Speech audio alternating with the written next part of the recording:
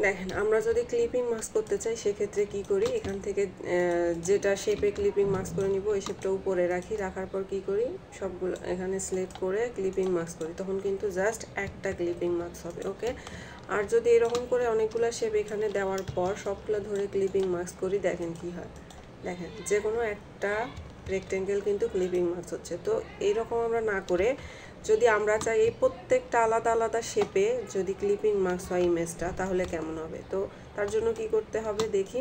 তো ইমেজটাকে আমি লক করে নিচ্ছি, তারপর এগুলোকে সিলেক্ট করে নিলাম, যে রেক্টেঙ্গেলগুলো আমি এখানে নিছি এই শেপে আমি ইমেজটা নিয়ে আসতে যাচ্ছি। তো কি করব, এখান থেকে সবগুলোকে গ্রুপ করে দিব, দেওয়ার পর অবজেক্টে যাব, এখানে অবজেক্টে যাওয়ার পরে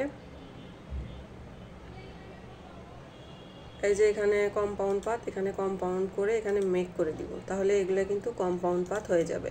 তারপর কি করব, যে ইমেজটা লক করছি এটাকে আনলক করে নিব, নেওয়ার পর সবগুলোকে সিলেক্ট করে এখানে মেকিং ক্লিপিং মাস্ক করে নিলে কিন্তু আমাদের রেক্টেঙ্গেলটা সুন্দরভাবে এখানে ইমেজটাকে ক্লিপিং মাস্ক করে দিল একসঙ্গে সবগুলাকে। ওকে, তাহলে কিন্তু একটা একটা করে ক্লিপিং মাস্ক করার প্রয়োজন হলো না। ঠিক আছে, তো দেরি না করে এখনই ট্রাই করে ফেলেন। Thank you.